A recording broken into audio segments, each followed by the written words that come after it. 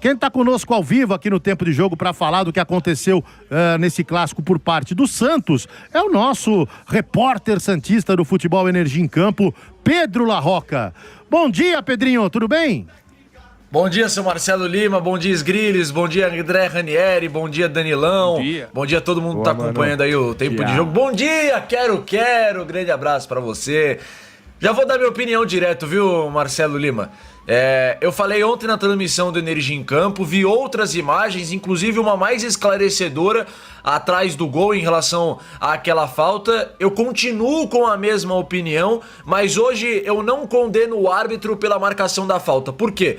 Pela ruindade do árbitro durante toda a partida, era evidente que no final do jogo, com o Santos pressionando e o Corinthians recuado, ele se sentiria nervoso, ele se sentiria pressionado na Vila Belmiro, com o time da casa perdendo. Então eu até entendo a marcação da falta, porque num determinado momento o Gustavo Henrique ele toca no Lautaro, isso é fato. Agora, ele toca primeiro na bola.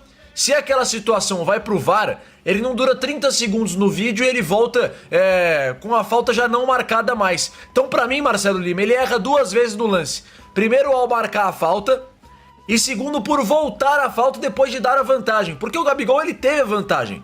Ele aproveitou da vantagem. Aqui, tecnicamente, ele não conseguiu acertar o gol. Aí não é responsabilidade da arbitragem. Então, qual que seria o certo? Ele deixar o jogo seguir e tiro de meta pro Hugo Souza. Então, o árbitro que fez uma partida horrorosa, tanto pro lado do Santos, quanto pro lado do Corinthians, pra mim, errou no lance do gol de empate do Santos. Lima, mas é que é curioso que na arquibancada o jogo inteiro o Santista reclamando do árbitro, realmente, né? Que ele tava picotando o jogo, tava prejudicando o time santista e no final ele acabou ajudando. Mas e o sentimento ficou esse, né? Os dois times, né? Eu senti que os dois times, que lá é a torcida do Santos, né? Mas se fosse na Neoquímica, acho que a do Corinthians também estaria reclamando, né? Exatamente. Agora, só uma dúvida em relação, Pedrinho, se eu não estiver enganado, o VAR não poderia chamar o árbitro nesse tipo de lance. Não é lance pra VAR. Não, eu falei de VAR, mas eu falei, se o lance fosse pra VAR, se fosse um lance de VAR, eu tinha convicção que ele voltaria... Se fosse pênalti, por exemplo, se fosse pênalti ou cartão vermelho. Exato, aí sim.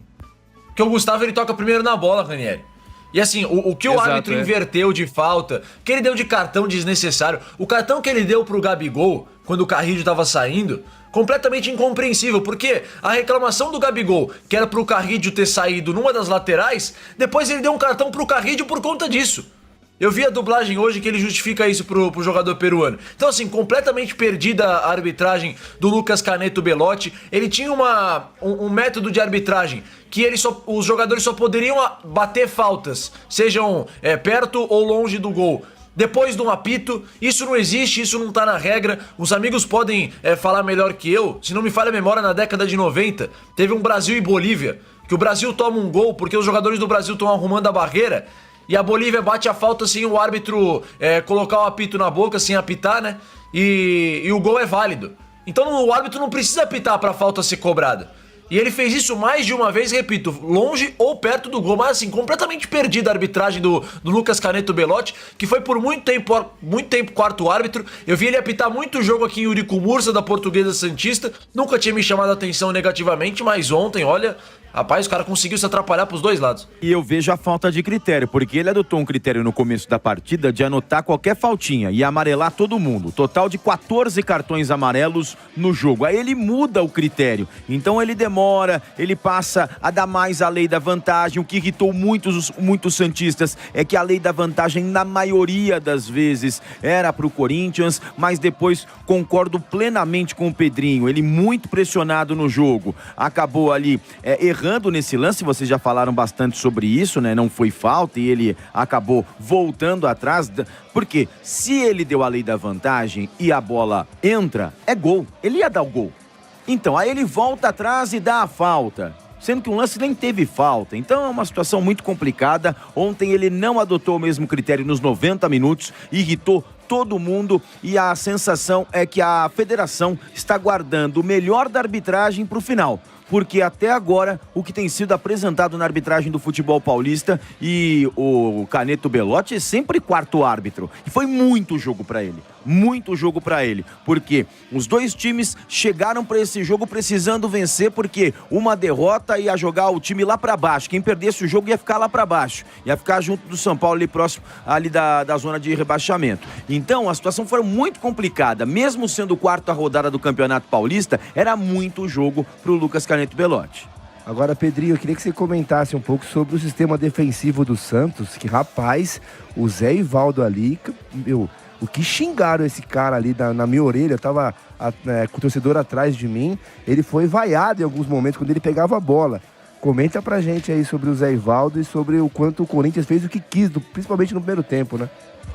Assim, Danilão, é tragédia anunciada, né? Porque já era sabido, o Sgrillis pode falar muito melhor do que eu, tá por dentro do Corinthians, que o Dorival iria escalar o time com 5 meio-campistas e sem nenhum jogador de profundidade, justamente para dar essa profundidade com os laterais, com o Mateuzinho e com o Matheus Bidu. E o Santos, naquele 4-2-4, que eu achei que na beira do campo não era o Vojvoda, e sim o Jair Ventura em 2018. Só que eram 4 atacantes de uma qualidade completamente diferente, né? Hoje você tem Roleiser, Barreal, Tassiano e Gabriel.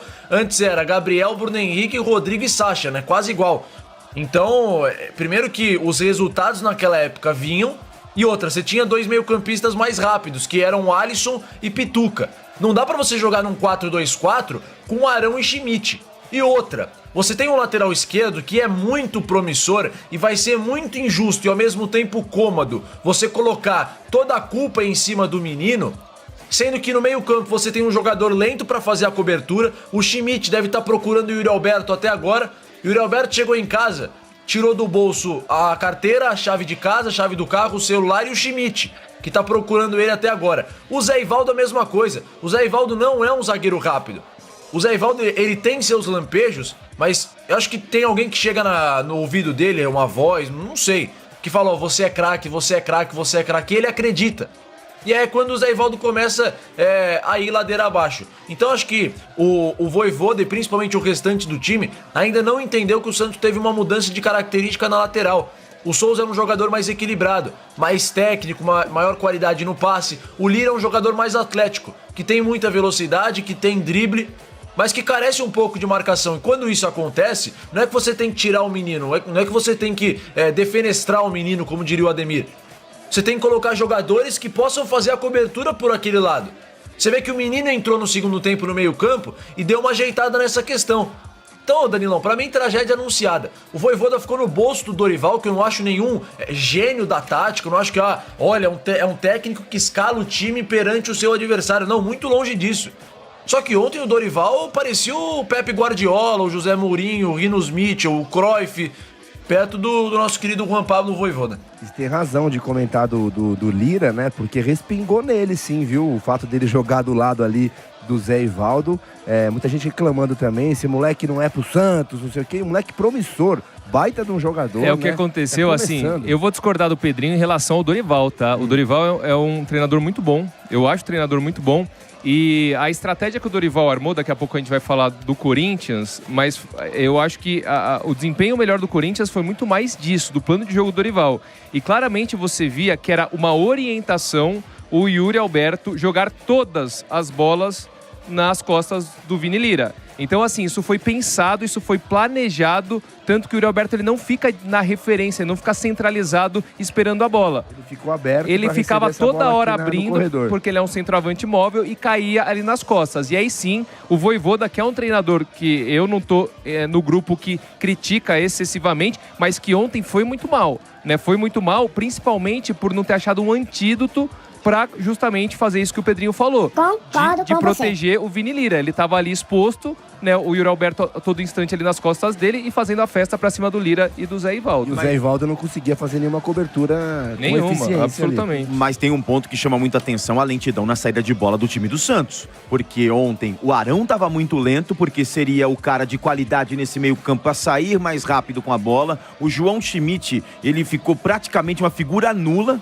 É claro que cai, e é muito injusto com o menino, cair toda a culpa do primeiro tempo péssimo do Santos nas costas do menino. O Zé Ivaldo estava perdido, mas uma coisa que o Vojvoda poderia colocar, mas aí ele não tinha esse jogador que ele poderia espelhar o futebol do Corinthians, é ter também, na hora que o Corinthians pressiona e sobe com as duas linhas do meio campo e do ataque, tentar essa bola longa. Mas só que ele não tinha artifícios, não tinha jogadores com as mesmas características, porque o Tassiano não é um cara de velocidade. O Gabigol tá longe de ser o cara de velocidade, mas uma alternativa que poderia, quando o Corinthians eleva a linha de meio campo e de ataque, na hora que pressionou, é tentar a bola longa. E o Santos não conseguia sair com a bola e não tentava a bola longa também. Não conseguia, Rani, ô Sgrilis. Eu acho que isso que você fala da lentidão na saída de bola é muito verdade. E ontem era o caso do Vojvoda chegar com 30 minutos e falar, não, peraí, tira um dos atacantes e coloca o Gabriel Menino. Estanca pelo menos o problema no meio campo. Pô, esse 4-2-4 que o Vojvoda inventou ontem foi ridículo. Foi uma das coisas mais patéticas que eu vi no Santos nos últimos 10 anos. Isso que recentemente eu vi o Santos tomar de 4 do Palmeiras, eu vi o Santos tomar de 4 do São Paulo, vi o Santos tomar de 4 do Corinthians. Só que ontem, mesmo com o empate, foi uma das coisas mais ridículas que eu vi no Santos na última década. Desde 2016. Com certeza. Não tem agora a modinha, né, de pegar coisa lá de 2016. Então hoje foi uma das coisas mais ridículas que eu vi no Santos, né? Desde 2016. 2016 você tinha 2 anos, né, Pedrinho? Você colocou foto 10, ali engatinhando. Tinha 10. Não, Mas o que eu vi ontem, ô Danilão, nossa, eu devo estar atordoado até agora. Eu tô sem entender.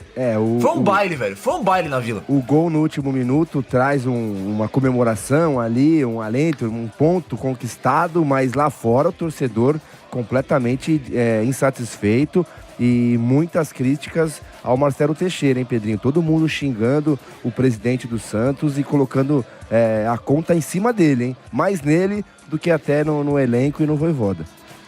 Ô Danilão, a gente tem que tomar cuidado agora com o torcedor santista.